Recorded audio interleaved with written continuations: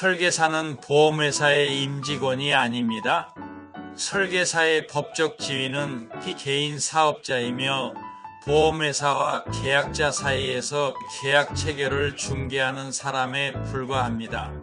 보험을 가입하고자 하는 사람은 설계사의 법적 지위를 잘 알고 가입해야 합니다. 설계사의 법적 지위란 설계사가 법률 행위를 함에 있어서 보험회사와 어떤 관계에 있는지를 말합니다. 설계사의 법적 지위를 모른 채 보험계약을 체결했다가 손해를 본 사람들이 우리 주위의 부지기수입니다.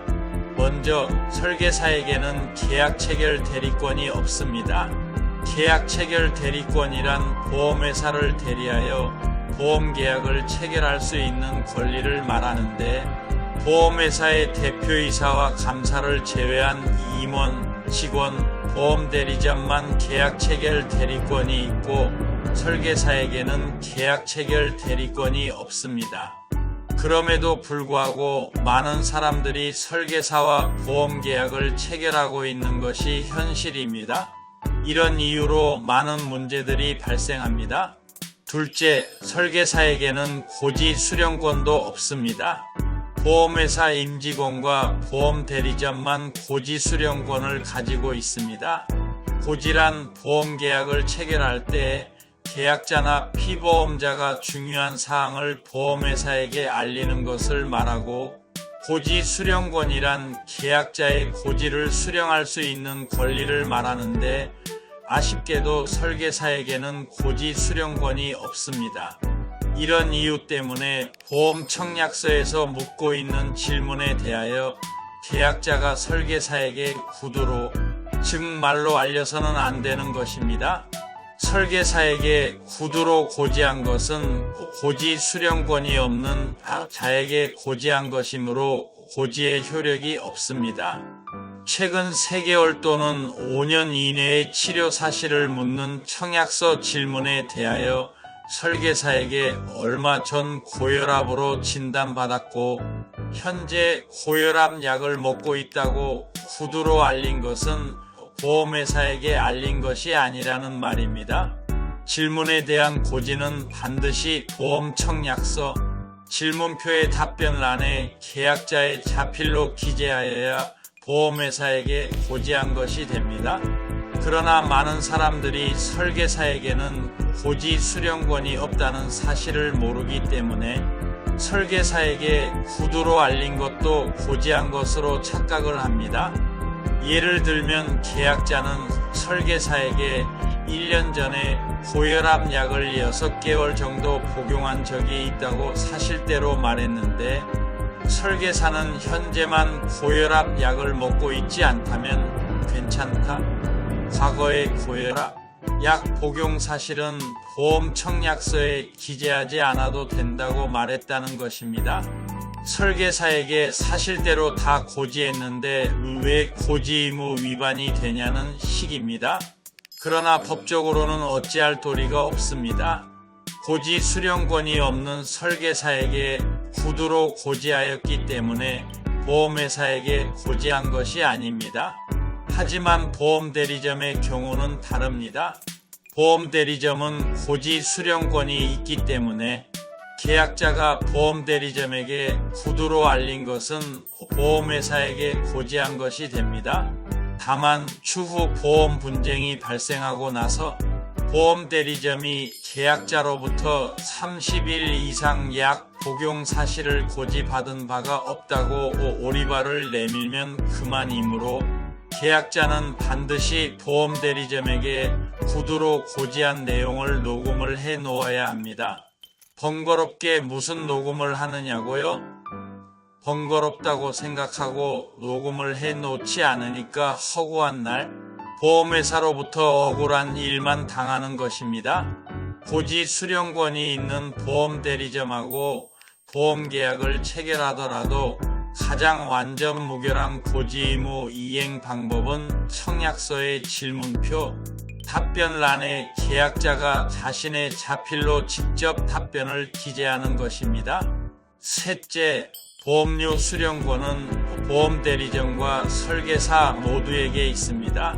때문에 계약자가 계약을 체결한 직후에 지불하는 제1의 보험료를 현금으로 설계사에게 직접 주어도 무방합니다. 다만 설계사가 제1의 보험료로 받은 보험료를 보험회사에 입금하지 않고 유용하는 수가 있으므로 가능하면 보험회사 명의의 은행계좌로 직접 입금하는 것이 좋고, 부득이 현금으로 줄 때에는 반드시 보험회사 대표이사의 직인이 날인된, 즉 회사가 발행한 영수증을 받아 두어야 합니다. 어쩌다 한 번씩 저에게 이런 전화가 걸려옵니다. 설계사와 친하다는 이유로 계약을 체결할 때 청약서도 작성하지 않았고 회사가 발행한 영수증도 안 받고 일시납 보험료로 1,000만 원을 설계사의 은행 계좌로 입금해 주었다는 것입니다. 그런데 설계사는 1,000만 원을 보험회사에 입금하지 않았고 지금은 전화도 안 받고 종적을 감추어 버렸다는 것입니다. 보험회사에게 손해배상 청구 소송을 제기하면 1,000만 원을 돌려받을 수 있겠느냐는 것입니다. 정답은 한 푼도 배상받을 수 없다입니다. 왜 받을 수 없을까요? 이유는 한 가지입니다. 보험 청약서도 작성하지 않았고 보험료 영수증도 안 받고 설계사 통장으로 1,000만 원을 입금해 주었으므로 그 돈이 보험료 명목으로 준 것인지 아니면 설계사에게 빌려준 것인지 아니면 설계사에게 빌린 돈을 갚은 것인지 알 수 없기 때문에 판사는 보험회사의 손해배상 책임을 인정해주지 않는 것입니다. 설계사나 보험대리점은 정해진 월급을 받는 것이 아니고 자신이 모집한 보험 모집 실적에 따라 수당을 받습니다. 그래서 그들은 수당을 한 푼이라고 더 받기 위하여 보험 모집의 수단과 방법을 가리지 않습니다. 계약을 체결할 때 계약자가 보험회사에 알려야 할 사항을 솔직하게 고지하려 해도 그런 것은 알리지 않아도 된다. 안 알려도 3년만 지나면 보험금 타는데 문제가 없다. 고 말하는 설계사들이 종종 있는데 이는 사실대로 고지하였다가 보험회사가 보험 청약의 인수를 거절해버리면 수당을 받을 수 없으므로 고지를 못하게 하려는 것입니다. 물론 모든 설계사들이 다 그런 것은 아니지만 일부 설계사나 보험대리점은 수당 욕심에 보험금 지급 사유 보상하지 아니하는 손해, 경과, 기간별 해약, 환급금액, 만기시 지급금액 등을 거짓으로 설명하기도 합니다.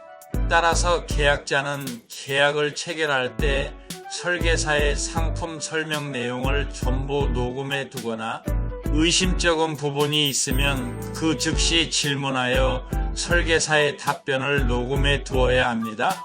미처 녹음하지 못했다면 지금이라도 좋으니까 설계사에게 전화하여 그때 나에게 설명했던 내용이 틀림없냐고 물어보고 답변하는 것을 녹음해 두기 바랍니다. 설계사가 변액 유니버설 보험 계약을 체결하면서 보험료를 2년만 불입하면 원금의 손해가 전혀 없다.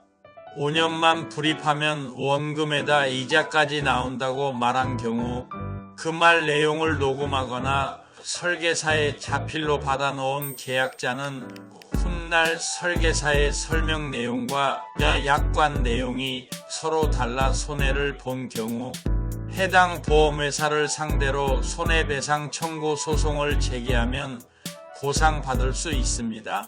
하지만 설계사의 거짓 설명을 입증할 수 있는 증거가 아무것도 없는 사람은 미안하지만 한 푼도 보상받을 수 없습니다.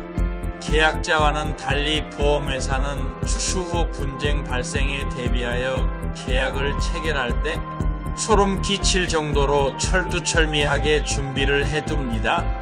예를 들면 이런 것입니다. 보험회사는 계약을 체결할 때 보험 청약서 외에도 상품 설명서라는 서류에 계약자의 서명을 받아 놓습니다.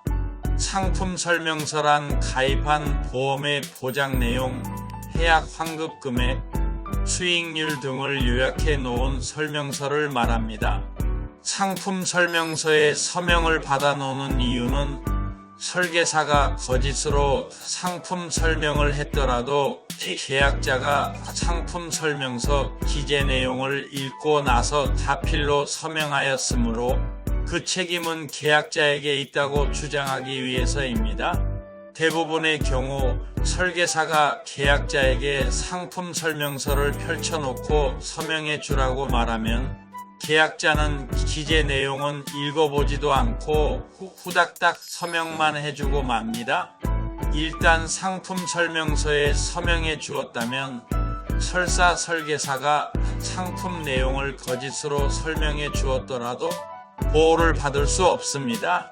왜냐하면 상품 내용이 사실대로 기재되어 있는 상품 설명서에 계약자가 서명을 해주었다는 것은 상품 내용을 다 읽고 나서 서명한 것으로 추정하기 때문입니다. 소송으로 가더라도 마찬가지입니다. 계약자가 상품 설명서의 내용을 읽어보았다면 설계사의 상품 설명이 거짓이라는 사실을 알 수 있었을 텐데 읽어보지 않고 서명만 해주었기 때문에 귀책 사유는 계약자 본인에게 있다는 겁니다. 이럴 때 내가 녹음해둔 설계사의 거짓 상품 설명 내용이 있다면 강력한 무기로 사용할 수 있는 것입니다. 설계사는 보험료를 5년만 불입하면 원금에서 손해가 없다고 말하였는데 정작 5년 후에 해약했더니 원금의 90%밖에 나오지 않았습니다. 원금에서 무려 10%나 손해를 본 것입니다. 계약자는 계약을 체결할 때 설계사가 한 말과 너무 다르다며 보험회사를 상대로 손해배상 청구 소송을 제기하였습니다. 이때 보험회사가 반드시 재판부에 제출하는 서증이 있습니다. 서증이란 자신의 주장 사실을 입증할 수 있는 문서를 말합니다. 보험회사가 반드시 제출하는 서증이란 다른 것이 아니고 계약자의 자필 서명이 기재되어 있는 상품 설명서입니다. 보험회사는 상품 설명서를 서증으로 제출하면서 이렇게 주장합니다. 계약자가 자필로 서명한 상품 설명서에도 5년 후에 해약하면 원금의 90%만 지급된다고 기재되어 있는데 무슨 소리냐고요? 계약자는 5년 후에 원금의 90%만 나온다는 것을 알고도 이 사건 보험계약을 체결한 것이라고 주장합니다. 상황이 이쯤 되면 싸움은 이미 보험회사의 승소로 굳어졌다고 보아야 합니다. 왜냐하면 설계사가 보험료를 5년만 불입하면 원금에서 손해가 없다고 말을 하였을지라도 그것을 입증할 수 있는 녹음 파일은 없고 오히려 5년 후에 해약하면 원금의 90%밖에 지급되지 않는다고 기재된 상품 설명서에 계약자의 서명이 기재되어 있는 이상 판사도 계약자가 5년 후 해약하면 원금에서 손해를 본다는 것을 알고 보험을 가입한 것으로 추정하기 때문입니다. 다시 한번 강조합니다. 보험계약을 체결할 때 계약자는 설계사가 말해주는 상품 내용, 즉 보상하는 사항, 보상하지 않는 사항, 경과, 기간별 해약 환급금 금액, 만기시 지급금액 등을 전부 녹음해서 보험기간이 끝날 때까지 잘 보관해 두시기 바랍니다. 이 말은 아무리 강조해도 지나치지 않는 말입니다. 마지막으로 보험 가입만 시키고 나면 추후에 발생하는 문제는 몰라라 하는 식의 설계사와는 달리 보험 계약 체결부터 보험사고 발생 시 보험금 청구 대행, 분쟁 해결, 보험회사의 횡포시 소송 대리까지 해주는 법무법인 해민의 보험을 가입하고자 하시는 분은 위 전화로 언제든지 상담해 주시기 바랍니다. 감사합니다. 보험금을 청구할 때마다 횡포를 일삼는 일명 이상한 보험회사에 대하여 자세히 알고 싶으신 분들은 제가 쓴 책 좋은 보험, 나쁜 보험, 이상한 보험회사를 구입해서 꼭 읽어보시기 바랍니다.